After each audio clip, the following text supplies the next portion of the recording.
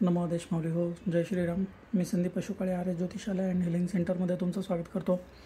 माऊली, आपल्या नवनाथ भक्तिसार ग्रंथातील जी अध्यायांची शृंखला चालू आहे त्यातल्या आजच्या 8व्या अध्यायाबद्दल आपण आज जाणून घेणार आहोत. 8व्या अध्यायाचं चित्र तुम्ही जसं बघू शकता, इथे पाशुपत राय जे आहेत, हे पाशुपत राय जे आहेत ते प्रभू श्रीरामचंद्र यांच्या वंशातले राजे होते.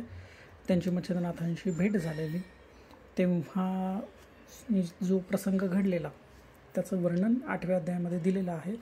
तर 40व्या अध्यायामध्ये याच्या संक्षिप्त माहिती याची अशी दिलेली आहे. 8व्या अध्यायाच्या बद्दल जे आहे ते तिथे म्हटलेलं आहे. 8वे अध्यायी सकळ कथन.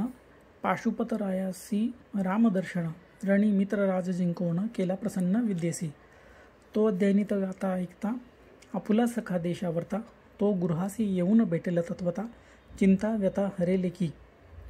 म्हणजे ह्या 8व्या अध्यायामध्ये म्हटलेलं आहे की पाशुपतरायांना रामदर्शनाची इच्छा होती, तर मच्छिंद्रनाथांनी त्यांची ती इच्छा पूर्ण करून दिली.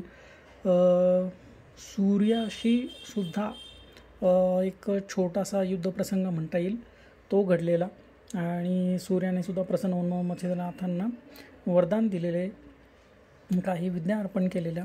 तर ह्या अध्यायाचं नित्यपठन केले असता आपला सखा देशावरता, म्हणजे आपल्या घरातलं कोणी व्यक्ती दूरवर जर निघून गेला असेल किंवा काही कामानिमित्त बाहेर देशात आहे, खूप लांब आहे घरापासून आणि त्यांचं लवकर येणं होत नाही आहे, तर ह्या अध्यायाचं नित्यपठन केलं तर असं जे कोणी आपल्यापासून दुरावलं गेलं आहे त्यांची लवकरात लवकर भेट होईल आणि त्यांच्याविषयीच्या आपल्याला असलेल्या चिंता त्या दूर होऊन पुन्हा सख्य निर्माण होईल, ती ओढ निर्माण होईल, ते प्रेम निर्माण होईल, असं या 8व्या अध्यायाचं कथन आहे.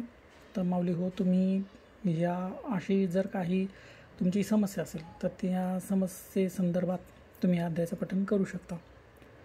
नमो आदेश माऊली हो. जय श्रीराम.